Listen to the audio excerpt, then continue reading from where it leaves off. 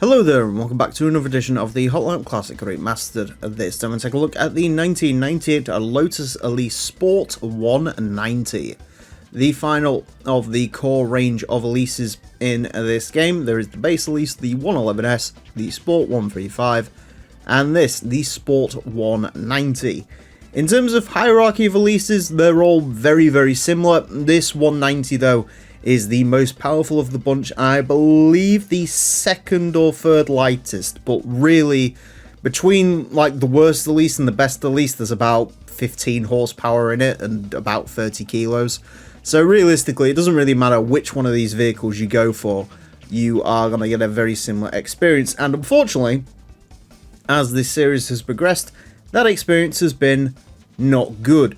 These cars are not very quick around this course. In fact, the quickest Elise is currently the base model Elise, so I'm hoping the 190 will be able to at least make a little improvement on that, but these cars are not particularly good to drive.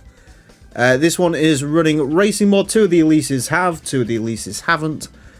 So with this one I have, and I've just gone with this sort of dark blue with the blue sunstrip. I do think it looks quite cool.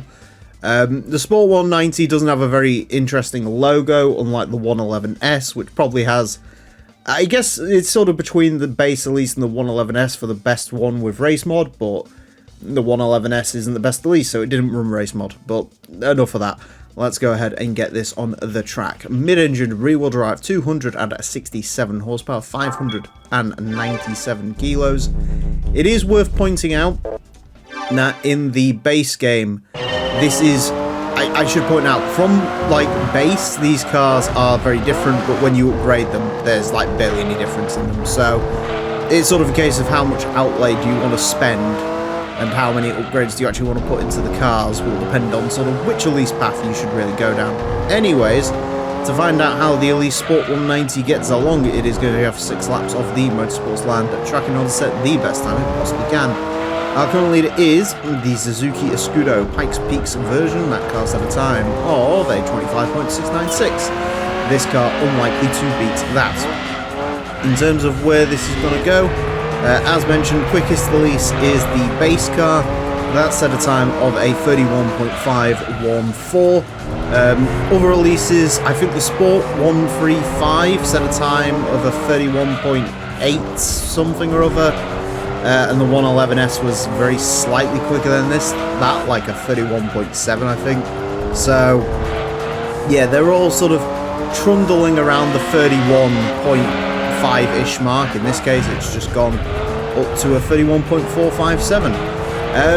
But no, these cars are not very good to drive, which is a shame because I quite like a first gen Elise, but yeah, there's something sort of quite wrong and difficult about the way these cars drive. It's very much like there's no weight whatsoever over the front axle to actually push it down into the tarmac to actually get it to grip, which is a bit problematic. They're not particularly good over the grassy bits, which is obviously sort of a huge part of where you make your time up here. This corner especially, I think, really trips them up a little bit because you just get so much understeer through that corner.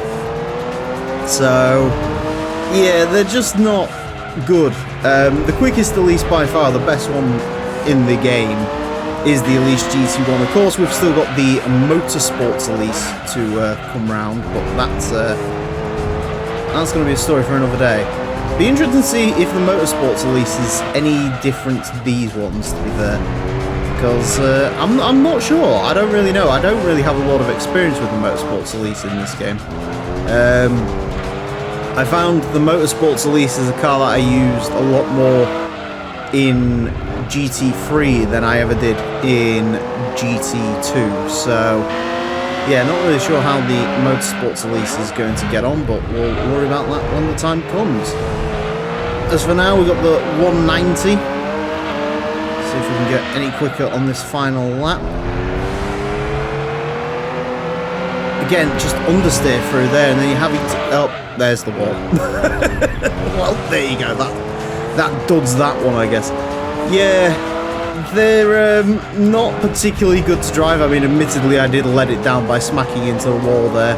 There is an equal bit of time in there, but I really don't think it's that much. That's, I mean, they're just not very pleasant to drive. I don't really know what more to say about the Elises. They're just not good cars at the end of the day, which is a shame, but that's the way this cookie's crumbled. I say there's a lot of time in this, apparently not.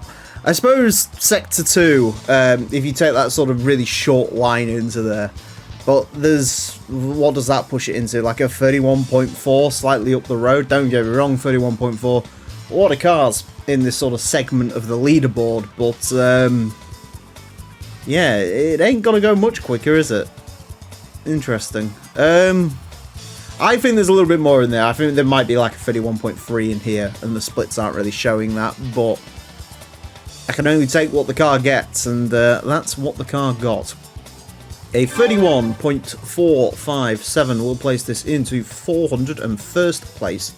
Goes in between the Nissan Sunny VZR and the Honda Integra SIRG. It is quicker than the Rally Mini Cooper, the Toyota Chaser Tora V, Acura Integra GSR, Mitsubishi FTO GR, the Toyota Yaris. It's quicker than, slightly slower than, again, the Sunny, slower than the Opel Corsa, which is handling by Lotus, I think, in the case of the Corsa Sport, so that's definitely one that you don't want to be beaten by.